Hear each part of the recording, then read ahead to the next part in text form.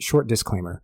This is our discussion of secular Buddhism, part 2, and I wanted to mention that just like last time, we are going to be a bit critical of secular Buddhism, but we're not going to be making any personal attacks to secular Buddhists. Also worth noting, if you have not listened to episode 77, our first one on secular Buddhism, this is probably not going to make much sense, so you should start there. Hello, my name is Nick Bright, scholar of East Asian religions. And I'm Proven Paradox, a guy with a lot of questions. And you're listening to Bright on Buddhism, a podcast where we discuss East Asian Buddhism, answering listener-submitted questions from listeners just like you, and introducing concepts of Buddhism that you may or may not be familiar with in a casual, conversational setting. Enjoy. Here, many disciples of the Buddha make many claims about the Dharma. In the Buddha's absence, how ought we make sense of all these various and sometimes contradictory claims? This is a good question. I suppose we ought to rely on his sermons, as that is all he has left with us in this world. The sermons contain the totality of the Buddha's Dharma as we have it. Thus, I suppose we must seek answers there. I would agree. Interpretations of the text abound, and as long as they are consistent with the word of the Buddha, they will likely be as valid as the next. Indeed. However, then the question becomes, what can we be sure the Buddha said, and what has been said in his voice by others? This is another good question. Such things are often forgotten or ignored. It's imperative on us, the students of the Buddha's Dharma, to trust where we must, but verify where we can.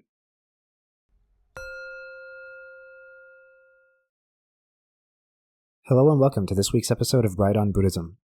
This week we'll be continuing our discussion of secular Buddhism.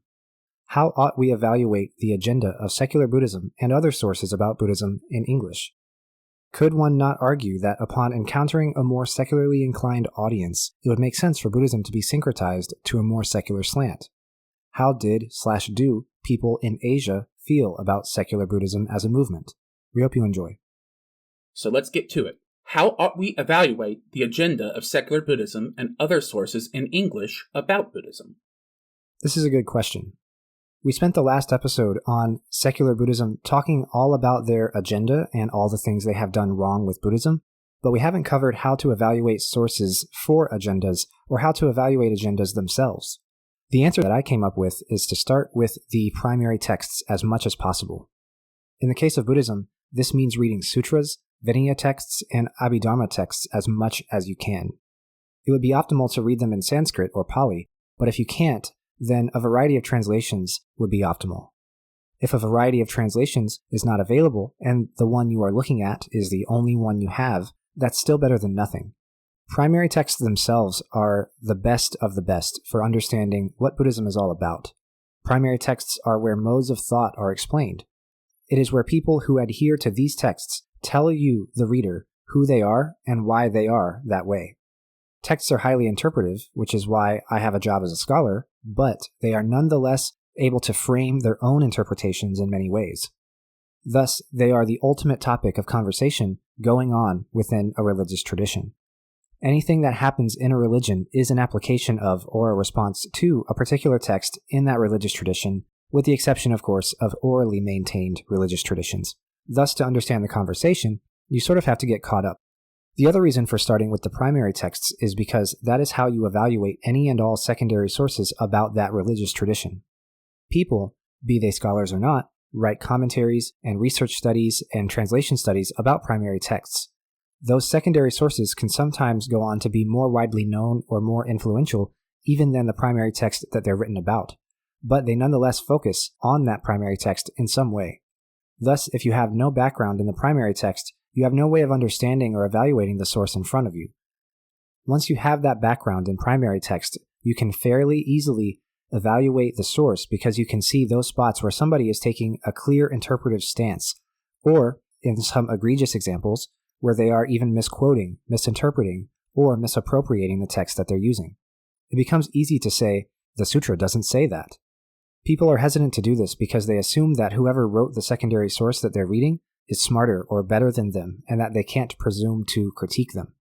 Additionally, there's the fact that Buddhist holy texts are incredibly daunting to a Western audience because they're not all collected into a single book, and there are more of them in Buddhism than in any other religion. That gets further complicated by the fact that there are significant linguistic gaps, scholarly discourses, and translational concerns which form a context which the reader is not immediately aware of when they start reading. However, that all being the case does not necessarily mean that scholars are right all the time. Scholars can be wrong and often are. Furthermore, especially in the humanities, their work is interpretive. It does not and cannot prove or disprove anything.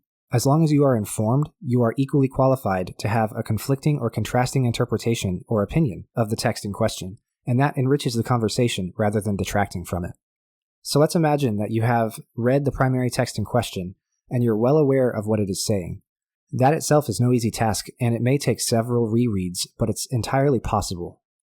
Even if you don't know everything about the context of the text or how it fits into the larger scheme of things, you are at least clear that, for example, the Dhammacakkappavattana Sutta, or the first sermon, is about the Four Noble Truths and the Eightfold Path, and is not about a rich man saving his children from a burning house or something like that. You are up to speed, and you are now reading a secondary source written about the primary text, and you want to know how to understand if this secondary source has an agenda or not. The way to evaluate an agenda in a secondary source is to understand the context and the ramifications. Bringing all this back to secular Buddhism, understanding the colonial context of the West's encounter with Buddhism is absolutely necessary to unpacking what they are actually up to. They are participating in a problematic colonial landscape that is fraught with power imbalances, ill-gotten gains, prejudices, and condescensions, whether they know it or not. This is something we talk about extensively in our episode on Buddhist modernism and our previous episode on secular Buddhism. Next, it is important to examine the secondary source you are reading in terms of the ramifications that it poses for the world around it. In the case of secular Buddhism, we talk a lot about how it erases or leaves behind rituals, cosmology, and other such things that one might regard as being quote-unquote superstitious. What are the ramifications of doing that? The day-to-day lived aspect of Buddhism is essentially erased from existence. There is no iconography, no ritual, and no tradition. Furthermore, the why behind the iconography, ritual, and tradition is also erased or otherwise flatly ignored. What is left of the source material in the actual final product? A lot of written material with very little specificity, substance, and fidelity to the original texts. There's doctrine, such as loving kindness and compassion, but any and every doctrine could possibly serve as the why behind a particular ritual or tradition, and so it is in just as much danger of getting thrown out as any other. Additionally, if it is not completely thrown out, such as karma or rebirth have been, it is in danger of being fully emptied out of all of its intended meaning and shaped into something else. Thus, at the end of the day, you have an empty ideology which is so vague and undefined that you can essentially freely impose anything onto it. This is extremely dangerous. I'm not accusing secular Buddhism of doing anything expressly evil or destructive in this sense, but is nonetheless problematic that this process is taking place. And as we discussed in episode 77, it is destructive to erase things on the grounds of being quote-unquote superstitious, because to do so is insulting and condescending to those peoples among whom those rituals and traditions play a significant and self-identifying role. Another consideration in evaluating agendas is that there are conscious and unconscious agendas. I'm not so cynical and hateful as to say that all secular Buddhists are knowingly raising Buddhism in complete and total colonial fashion. I suspect that most secular Buddhists don't have any idea about any of this, because reading primary texts is not very highly emphasized.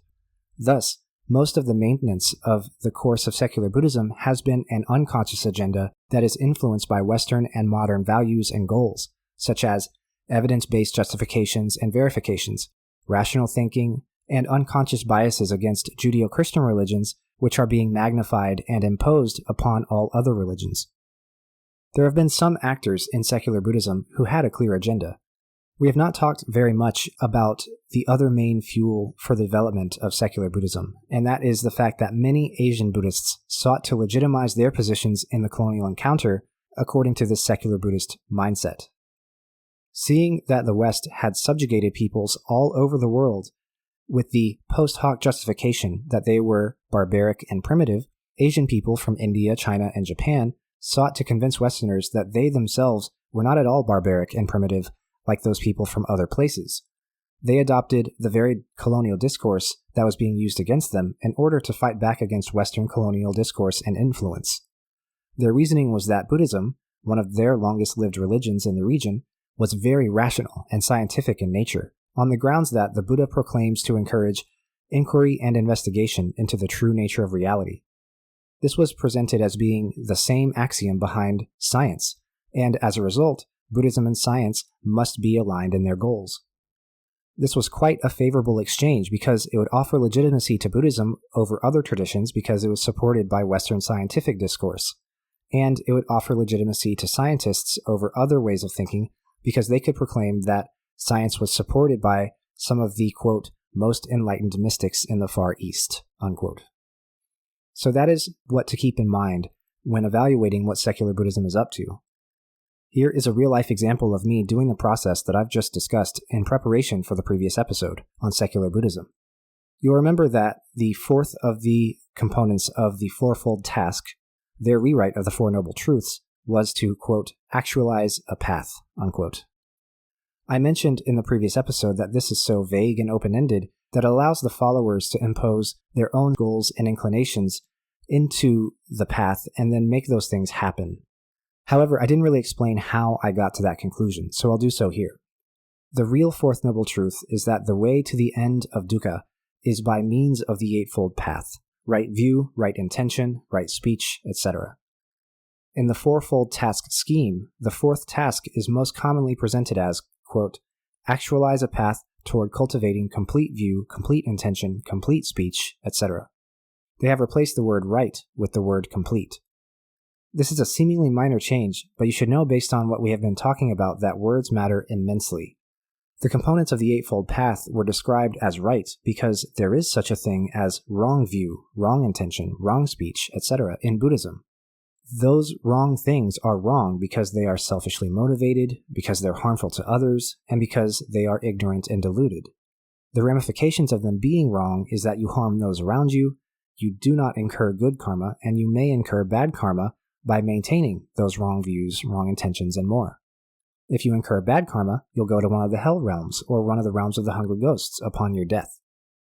If you hear that and you decide that isn't for you, that's fine, but you can't just rewrite it because you decided it was misguided in its presentation or in its usefulness. The Four Noble Truths and the Eightfold Path will always be the Four Noble Truths and the Eightfold Path. One cannot will them to be otherwise. However, secular Buddhism has attempted to because the doctrines of karma and rebirth don't jive with their secular inclinations. Thus, the Four Noble Truths have been emptied out of all context and meaning and are now able to be filled in with whatever self-helpy, vapid, motivational stuff that anybody wants to put into them. What is complete view, complete intention, complete speech? I don't know. Those things are so vague that they could literally be anything anybody wants. They are misappropriations and misunderstandings of the original material that are so grave that I'm hard-pressed to see the relationship between them and the original material. Here's a real-life example of how the Eightfold Path has been reworked and rewritten and modified in such a way that it becomes a grave misunderstanding or misappropriation of the original material.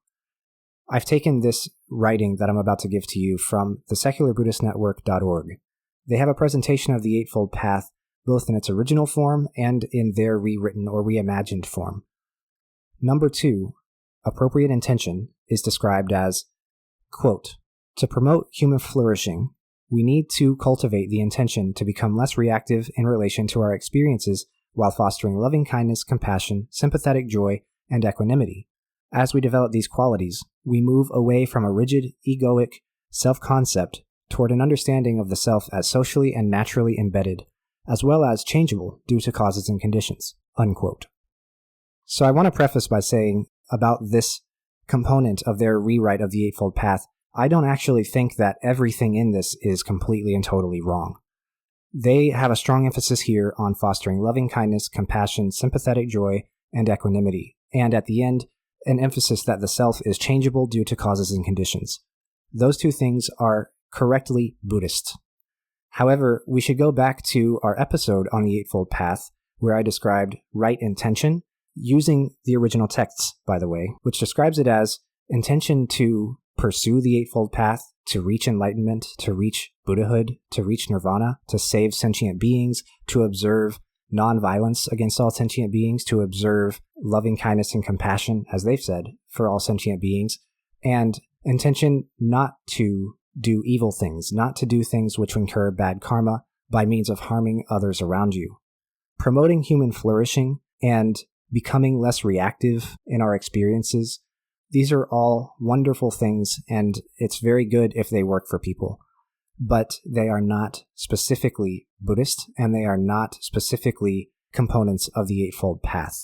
Another issue that I have with this definition is where they discuss understanding the self as socially and naturally embedded.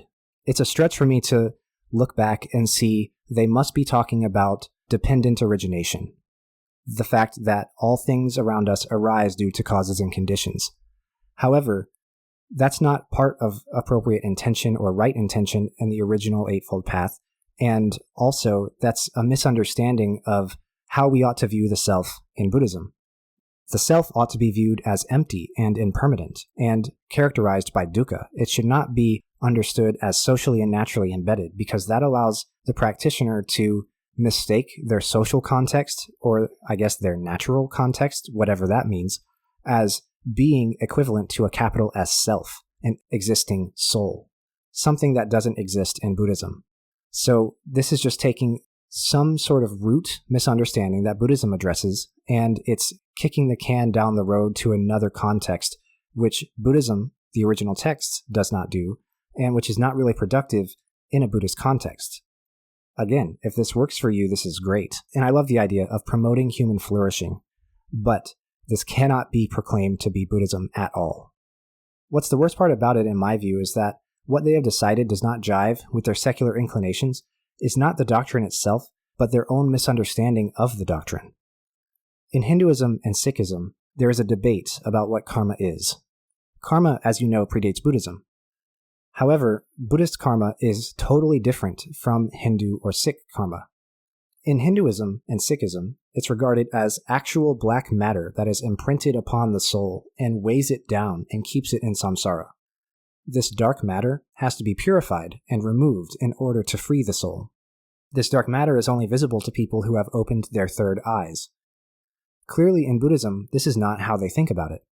I won't say that it's totally demystified in Buddhism, but I will say that it's not invisible dark matter.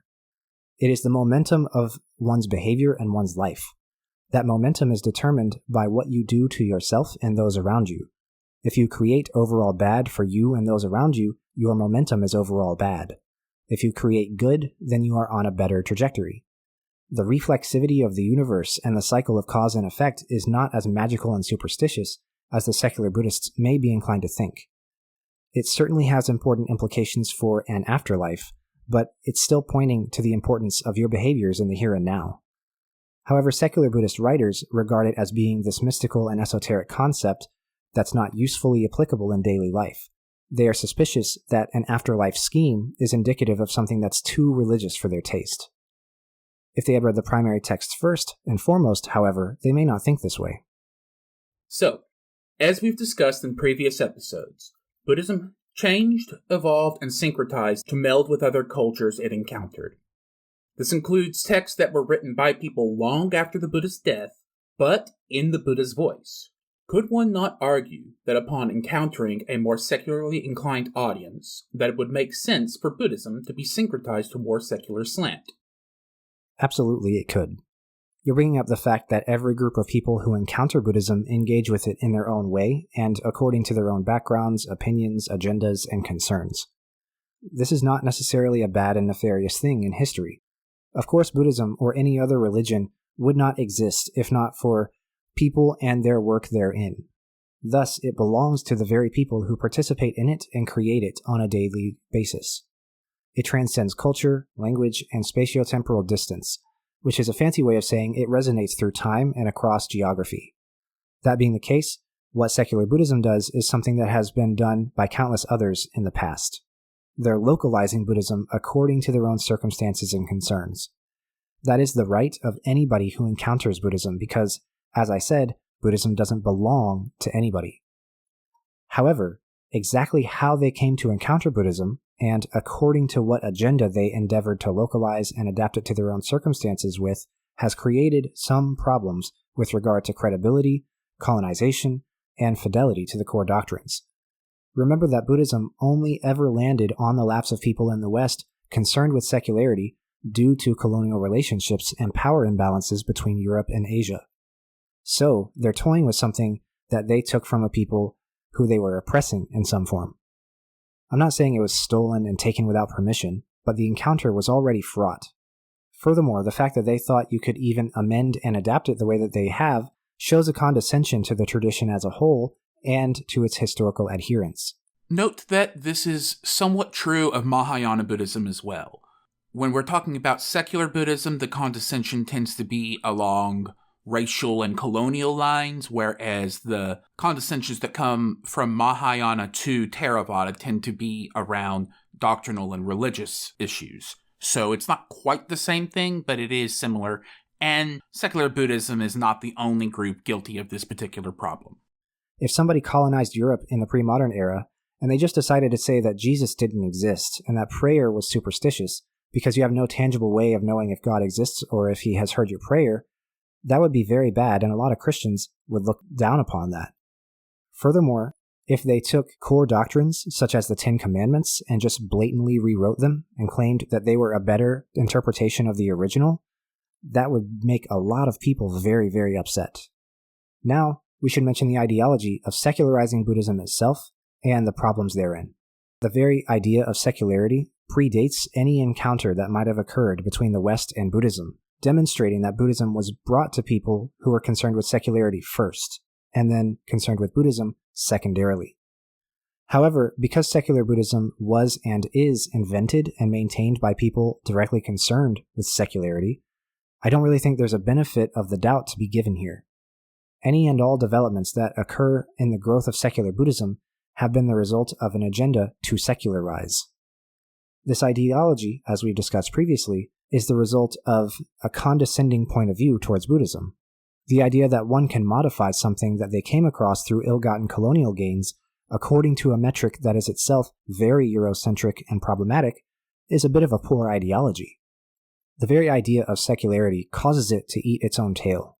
The whole idea is that one can find what is needed to live a happy, fulfilled, and moral life without the presence or influence of religion or religious ideas. And yet, secular Buddhists go on and grab onto religious stuff, namely Buddhism, and they try to secularize it. I don't think that the reason they do this is because they discover that it is impossible to live that sort of life without religion. I'm not seeking to imply that morality and fulfillment are impossible if you're not affiliated with religious organizations or subscribing to religious ideas. I think that the reason that secular Buddhists do this is because humans have been cultured to solve those kinds of problems in their lives for tens of thousands of years by reaching for tools that we might vaguely define as quote-unquote religious. This is not an easily definable metric. What is and is not quote-unquote a religious tool for solving these problems is not easily definable at all, and I won't claim that it is. But that is precisely why this secular Buddhism idea and this agenda to secularize can be so problematic. Is it religious to seek answers to W questions like who, why, what, where, etc.? Not necessarily. However, it is religious to seek answers to those questions in religions. And it is foolish to do that and then proclaim that you're not religious and are instead secular. This exact oxymoronic process is what secular Buddhism is up to. So in contradiction with the very idea of secularity, secular Buddhism reaches for religion, molds it and shapes it according to its own biases and prejudices and ignorances against other ways of living and thinking. It acts as though it has created something new, when really it has just created something oxymoronic. In the process, you can make a strong argument that they're just doing religion, but with extra steps that all serve the purpose of convincing themselves that they're not doing something religious. Furthermore, many of those steps they take to convince themselves of that involve erasure, intellectual colonization, and foolish or malicious misappropriation. How did/do people in Asia feel about secular Buddhism? This is a very important question because, like I mentioned earlier, it points to the fact that there are equally strong trends among Asian Buddhists to secularize and scientize Buddhism. This trend is the other side of the colonial history that we've been talking about for this whole episode. Just as we discussed before, the secularization and scientization of Buddhism was seen to legitimize Asian culture in the eyes of Western colonizers and thus prevent colonization. In some ways, this succeeded in that this trend influenced how Westerners understand Buddhism for 2 centuries to come. To this day, many people out there will say, quote, "You can be Buddhist and any other religion at the same time." And the reason we say that is because it is not seen as a legitimate standalone religion all by itself. It is seen as a philosophy or a mindset or a lifestyle without any distinct rituals or practices or metaphysical beliefs. People are quick to say that there is no doctrine of exclusivity in Buddhism, but there absolutely is. The sutras are constantly saying stuff like, "This is the only true Dharma," and "Spreading false Dharma is bad."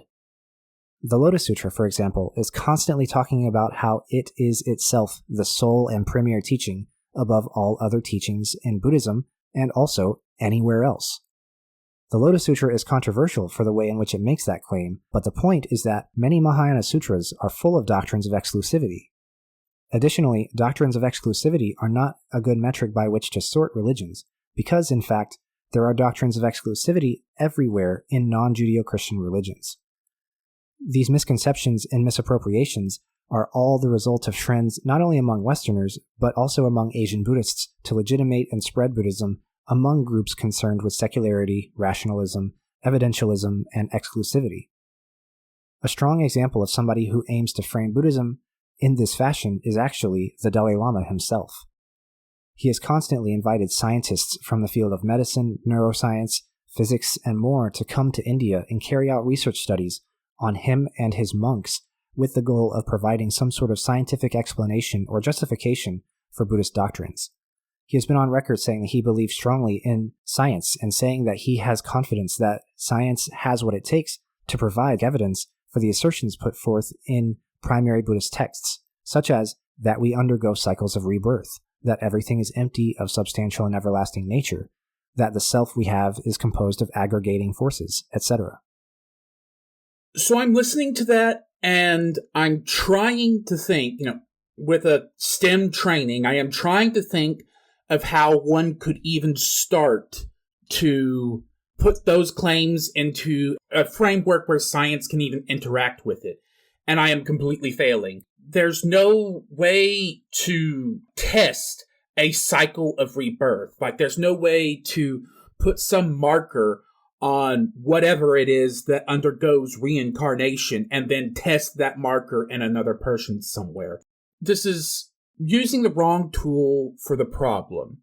You can hammer a nail in with a screwdriver if you try hard enough, but in the process you're doing damage to the nail, the wall, the screwdriver, and yourself. I agree completely.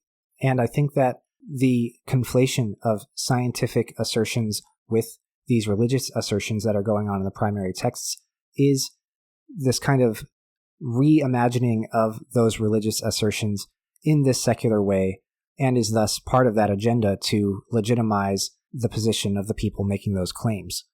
It's very difficult for me to criticize Asian Buddhist people with these sorts of agendas too strongly, because the survival of many historically significant practices and traditions in Buddhism are facing many challenges due to the decreasing religious affiliation amongst an increasingly atheist or non-religious population. And so to reframe Buddhism as being compatible with these values, even at the cost of erasing ritual and cosmology and metaphysics, can be seen as an attempt to keep Buddhism alive in the modern era. The idea could be that if they do not let go of all that stuff, which society has come to regard as dead weight, they'll sink and essentially be lost to time. However, the assumption that a society that values rationalism, evidentialism, and secularism leaves absolutely no room for religious expression is faulty. As we've mentioned, the true realization of secularism in the real world is simply not possible. Furthermore, just because there are people who are motivated against organized religion and all of its trimmings does not mean that there is nobody out there who would seek out ritual and cosmology. I can provide a personal anecdote to this point. While I am myself a self-identifying Buddhist and a scholar of Buddhism, my fiancée is absolutely not. She's firmly atheist or agnostic. However, she's also a baker, and as many of you know, baking is very difficult and finicky, and thus can go wrong in a million unforeseen ways. Although she does not believe in any of the Buddhist stuff that I study or practice, she requests sometimes that I chant the Heart Sutra over her baked goods before they go in the oven, to ensure that they come out very well when they're done. I chant it in Japanese. Does she know what anything I'm saying actually means? Does she know the significance of the sutra in Buddhist history? Does she know about emptiness? Absolutely not. She just knows that Buddhists believe that the act of chanting the Heart Sutra forestalls ill fortune and perhaps attracts good fortune, and thus she seeks for us to tap into that when she's making a particularly difficult baked good in the oven. Secular Buddhism would be likely to jump on that and say that my chanting the Heart Sutra is superstitious and not based on evidence or rational thinking. They think that there is no hardcore evidence that me chanting the sutra makes the oven bake better, makes the food bake correctly. However, my fiancé still seeks it out.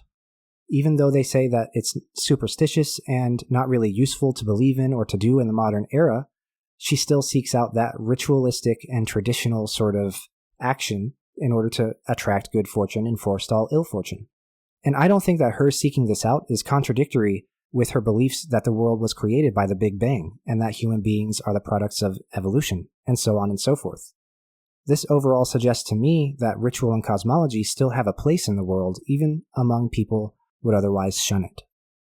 Belief in the supernatural doesn't have to be literally true to be helpful. Even if praying for a deceased loved one doesn't actually change the dead circumstances, it can help comfort the living and bring people together in a difficult time. That's just one thing off my firmly agnostic cuff. I suspect a religious person could give you many different examples of this.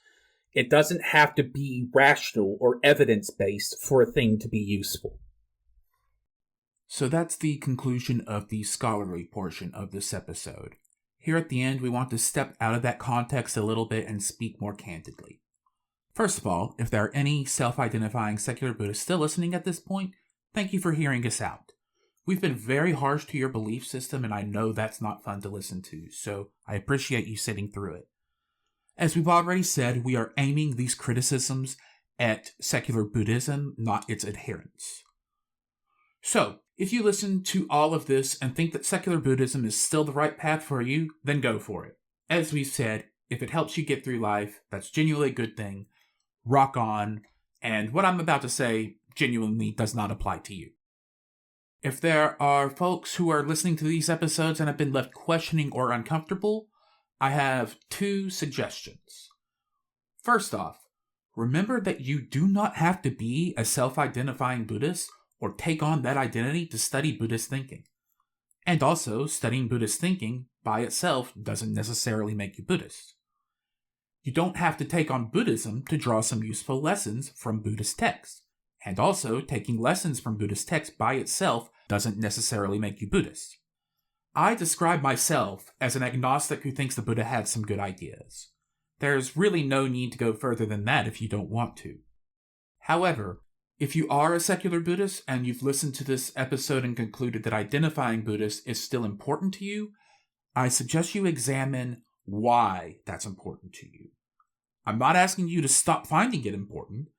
I'm asking you to figure out the reason and respond to it.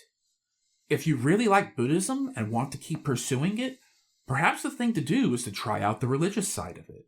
Maybe look for some sutras that sound interesting and see what you can make of them, or give a local temple a visit if you have access to one. I would agree. You're welcome to read the sutras or visit the temples even if you don't identify as religious. The sutras are all over the place for you to read, and that presents you an opportunity to see what Buddhism is really all about. Similarly, more often than not, temple goers will welcome you to observe, to experience, and to participate with no strings attached. That way, you can see what living as a Buddhist is really like. We hope you enjoyed this week's continued discussion on secular Buddhism. Join us next week where we will be discussing Buddhism's entry into Japan. What is the story of Buddhism's arrival in Japan? How did this relate with traditions of kami worship? How did this affect Japanese Buddhism going forward?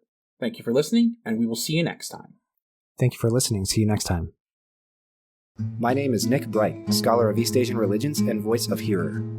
And I'm Dox, editor, question asker, and voice of Hermit. And this is Med Bright on Buddhism. Thank you for listening. If you like our podcast, or if you have a question you'd like us to discuss, we'd love to hear from you.